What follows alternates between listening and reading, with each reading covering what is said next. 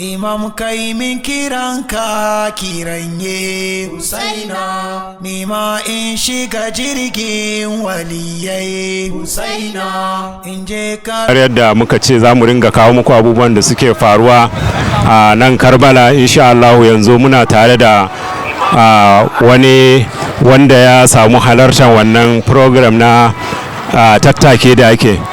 Malam ya sunanka? Assalamu alaikum warahmatullahi. Sunana Ilyasu Musa Jibiya.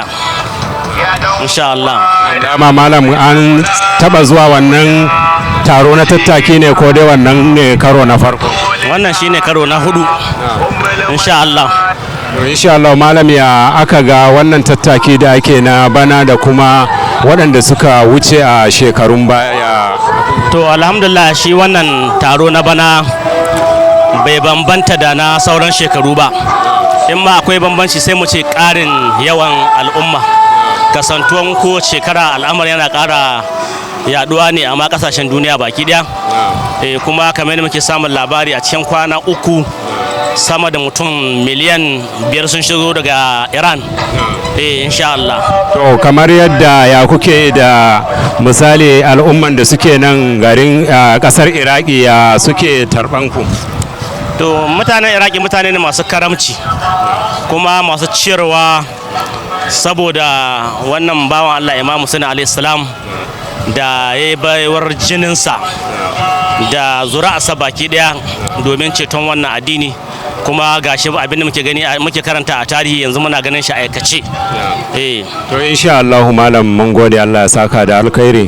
A jama'a warahmatullahi masu kallon mu a wannan lokaci muna rana ta biyu ta tattakin 40 a yau ranar 15 ga watan Safar, wanda rana ce wadda muka taso daga inda muka sauka a jiya, yau kuma mun ci gaba da tafiya. Insha Allah a wannan lokaci zamu tattauna da wannan alhaji wanda yana daga cikin za'ir wanda ya zo daga Najeriya, kamar da yadda za ku ji daga bakin shi.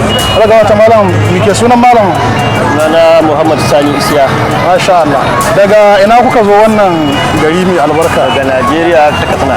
Masha Allah. Jihar Katsina. Jihar Katsina. Masha Allah. To me ka gani daga cikin abubuwa wanda suka zama darasi wanda za ka iya bayyana mu wayanda su samu zuwa? Ya ga Allah subhanahu wata'ala da Allah ya nuna mu wannan rana da muke ta shauƙinta, muna ta jin labarin ta gurin Maulan Musa Ibrahim Al-Zakki, yana ta ba mu tarihin wannan addini na imamu na manzon Allah sallallahu alaihi wasallam, ƙarƙashin jagorancin mun sai da Aliyu bin Abi Talib, Imam Husaini.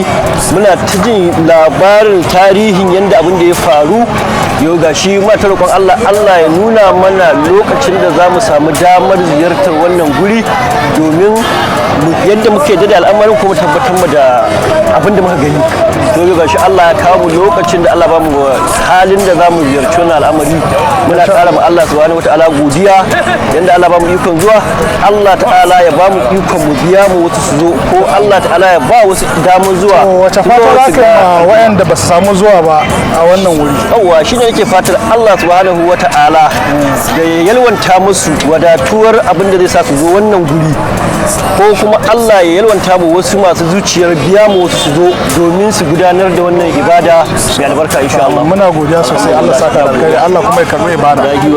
Imam kai min kiranka kiranye Husaina, nima in shiga jirgin waliyai Husaina, in je Karbala Kubba.